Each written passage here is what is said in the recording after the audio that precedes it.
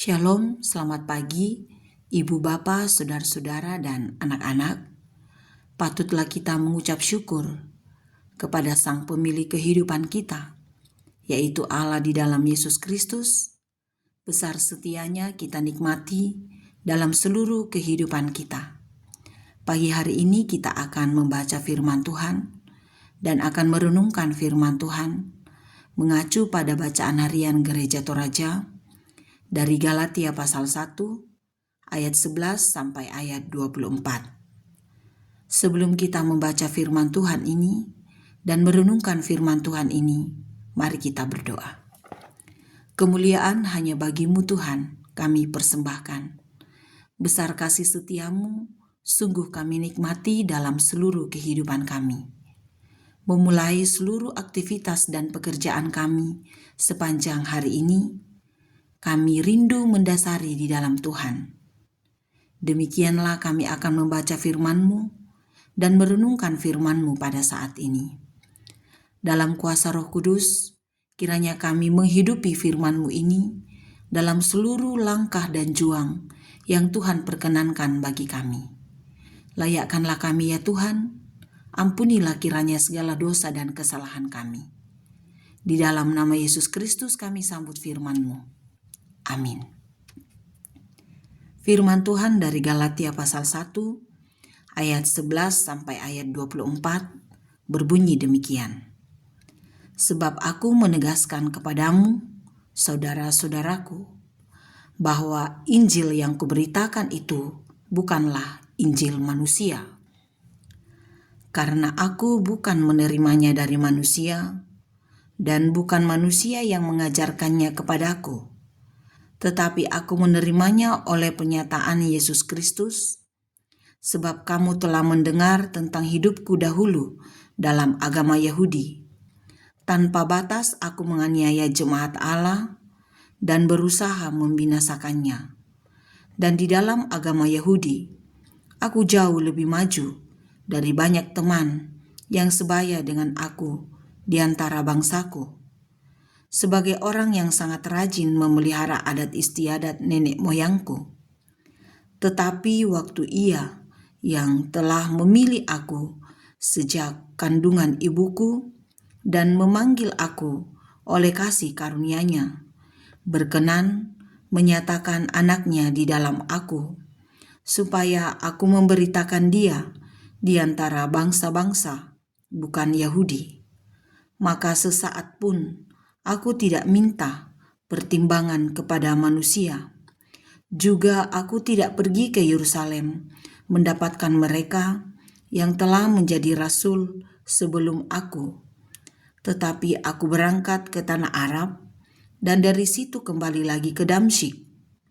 Lalu 3 tahun kemudian aku pergi ke Yerusalem untuk mengunjungi Kefas dan aku menumpang 15 hari di rumahnya. Tetapi aku tidak melihat seorang pun dari rasul-rasul yang lain, kecuali Yakobus, saudara Tuhan Yesus. Di hadapan Allah kutegaskan, apa yang kutuliskan kepadamu ini benar. Aku tidak berdusta. Kemudian aku pergi ke daerah-daerah Syria dan Kilikia. Tetapi rupaku tetap tidak dikenal oleh jemaat-jemaat Kristus di Yudea. Mereka hanya mendengar bahwa Ia yang dahulu menganiaya mereka sekarang memberitakan iman yang pernah hendak dibinasakannya, dan mereka memuliakan Allah karena aku. Amin. Firman Tuhan. Kesetiaan dan kelurusan hati, tema renungan kita pada saat ini. Perubahan diri seseorang dari yang tidak baik menjadi lebih baik tentu tidaklah mudah. Pertama-tama tentu tidak mudah pada diri orang itu secara pribadi. Sebab segala hal berproses dalam seluruh perjalanan kehidupan tiap orang. Meninggalkan segala sesuatu yang sudah dianggap benar atau meninggalkan semua hal kenyamanan, lalu berbalik pada sesuatu hal yang baru butuh kekuatan besar dan tentu butuh motivasi yang besar.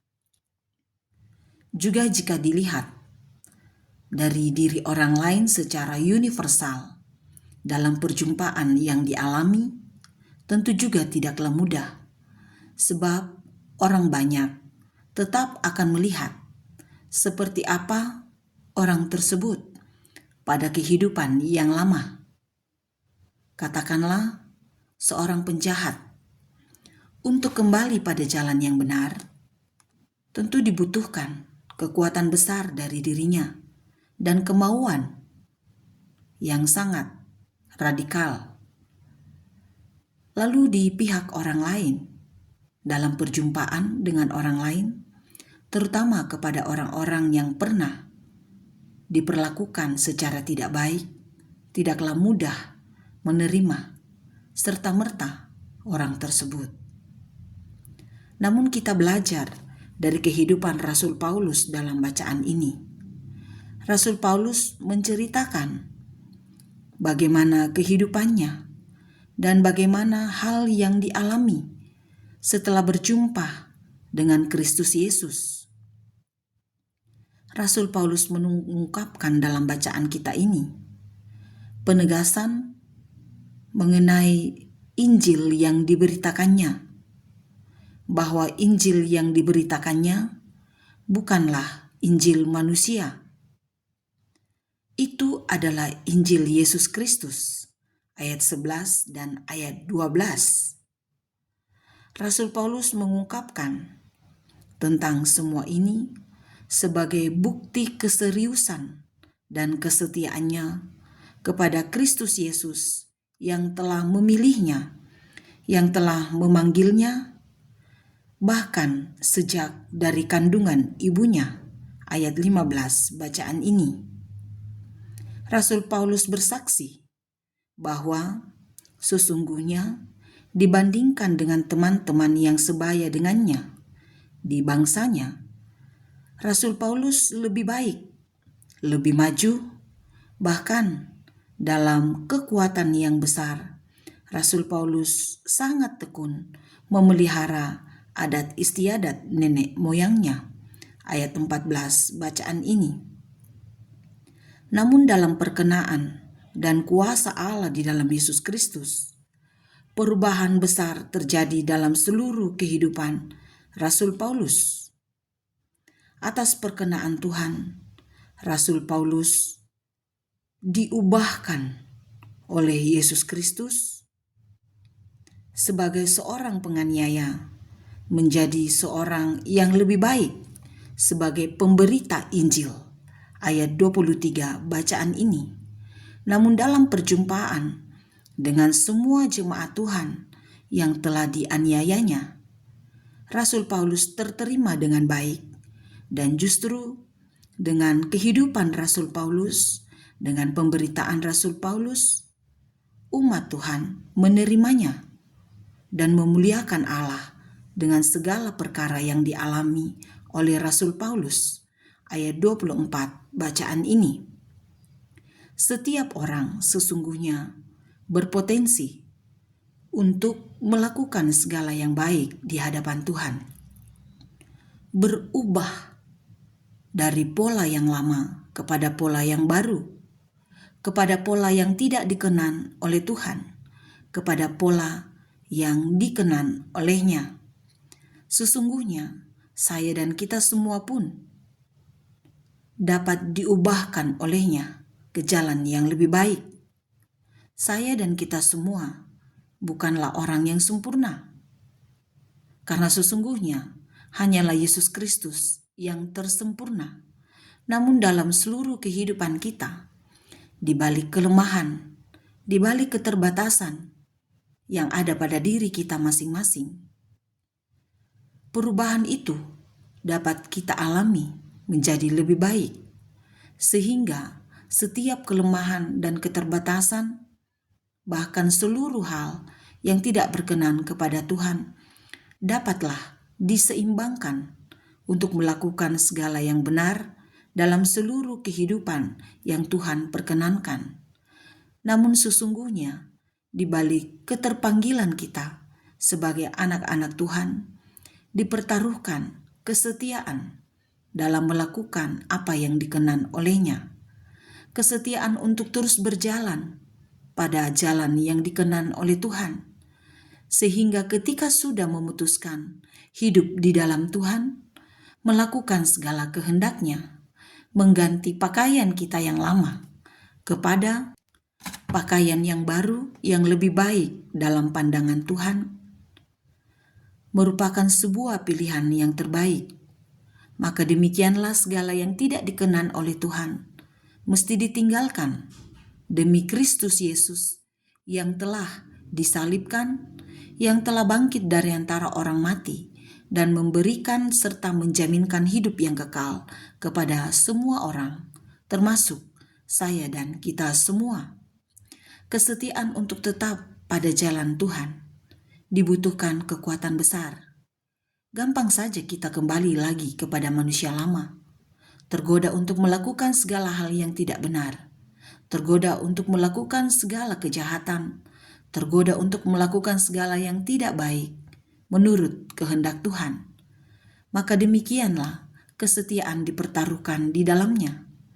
Kesetiaan dan kelurusan hati dari anak-anaknya tentu dinantikan oleh Tuhan dalam seluruh kehidupan kita.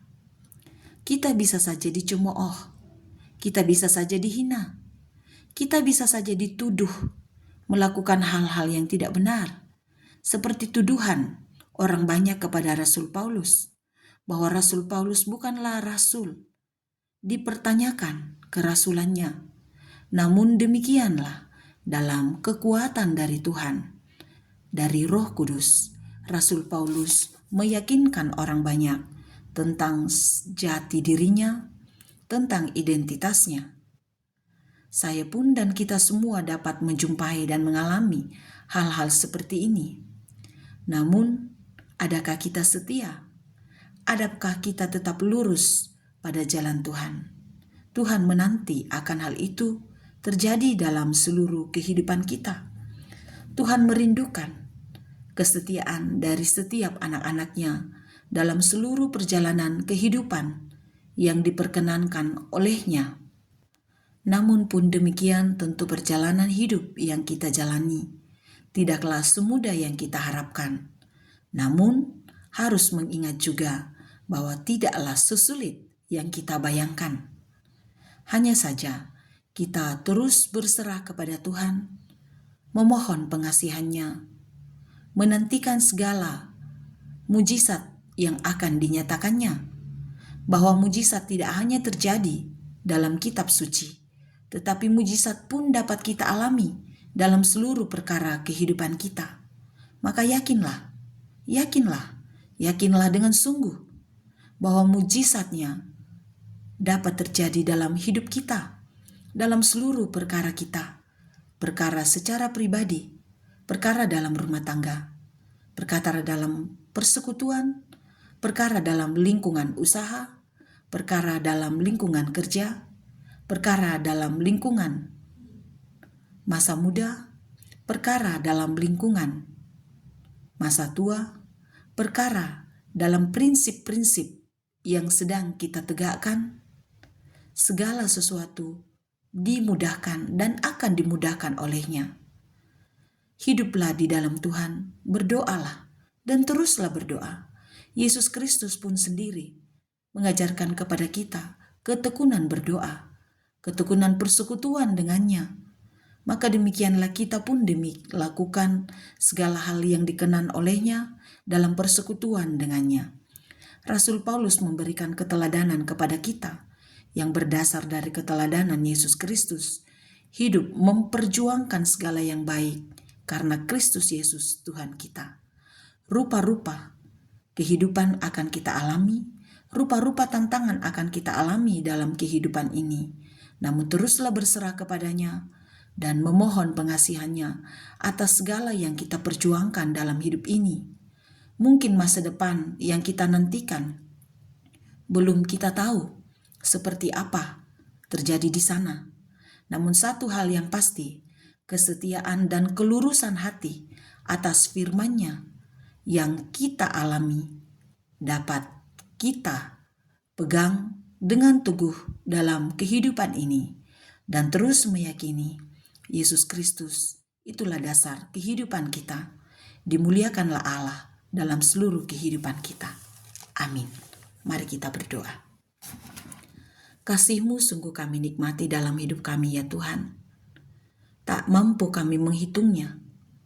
Namun kami pun percaya bahwa dengan kasih-Mu kami diteguhkan untuk terus berdiri dengan kokoh dalam seluruh kehidupan ini. Syukur kepadamu untuk firman-Mu yang telah kami baca, yang telah kami dengarkan pada saat ini. Dalam kuasa Roh Kudus, sempurnalah firman-Mu ini, dan kami diteguhkan untuk melakukan segala perkara menurut kehendak-Mu. Terberkatilah seluruh kehidupan kami Tuhan.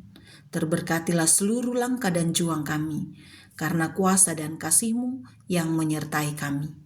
Padamulah hati kami berpaut, dan biarlah seluruh langkah dan juang kami dikuatkan dan dimampukan oleh-Mu. Dalam tangan kuasa-Mu kami bersyukur bersama dengan segenap umat-Mu yang menikmati usia karunia dari-Mu. Biarlah seluruh hidup yang Tuhan perkenankan dapat dipakai untuk melayani-Mu, juga melayani sesama kami. Berdoa kepadamu untuk semua umat-Mu yang ada dalam kelemahan tubuh. Berkatilah semua perawatan yang diterima.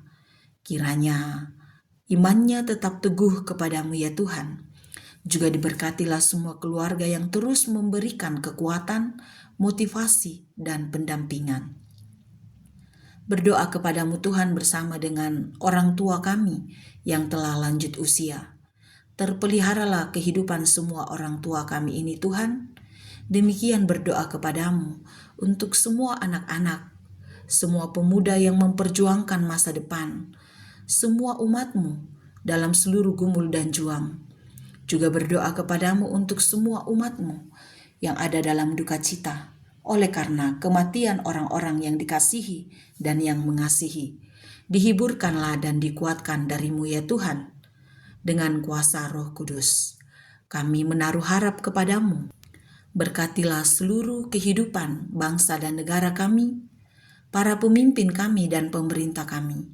Dalam kuasa-Mu ya Tuhan, memimpin kami ke jalan yang Tuhan kenan. Ampunilah segala dosa kami ya Tuhan, layakkan kami menghampiri kekudusan-Mu. Di dalam nama Yesus Kristus, Juru Selamat kehidupan kami. Amin. Selamat beraktivitas, Ibu Bapa, saudara-saudara, dan anak-anak. Yakinlah Tuhan Yesus memberkati seluruh kehidupan kita.